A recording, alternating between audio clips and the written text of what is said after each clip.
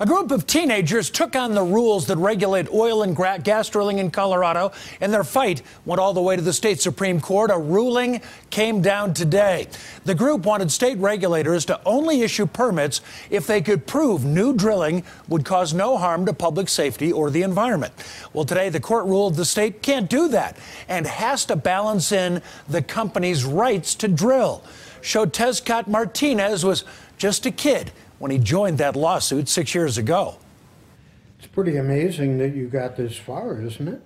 Yeah, man, for a group of a bunch of kids from across Colorado, started this when I was like 12. My brother was like 9.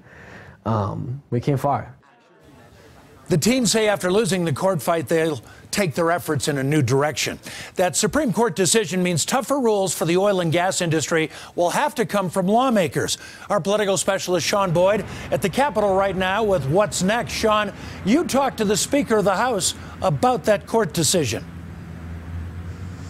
And Jim, she told me if the court won't change how drilling permits are issued, state lawmakers will. She says they will rewrite the state law to make health and safety priorities, although not the only consideration. But the Speaker told me she will not be pushing one of the most controversial issues around oil and gas drilling. After losing at the ballot box and now the courts, environmentalists are turning to the state legislature. But one of their biggest champions says increased setbacks for drilling won't be a priority. Are you looking at a 2,000-foot, 2,500-foot setback? Sure. I personally am not looking at a setback. Speaker of the House, Casey Becker, the only state lawmaker to support a ballot measure increasing setbacks, now says a one-size-fits-all approach is not the way to go.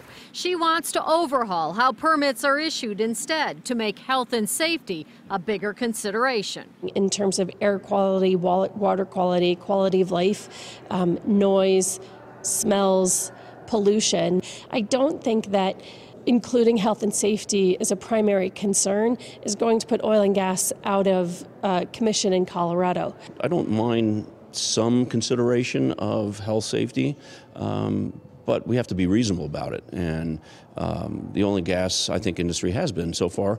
They've been taking air samples all around where they drill and where they have their wells. They do water samples. They turn it into the state. Senator John Cook of Weld County says while Republicans can't stop the bills alone, they only need 2 Democrats in the Senate to join them. I'm hoping that, obviously, that we are the backstop against any of these really bad bills, but you just never know how much pressure leadership's going to put on their own members.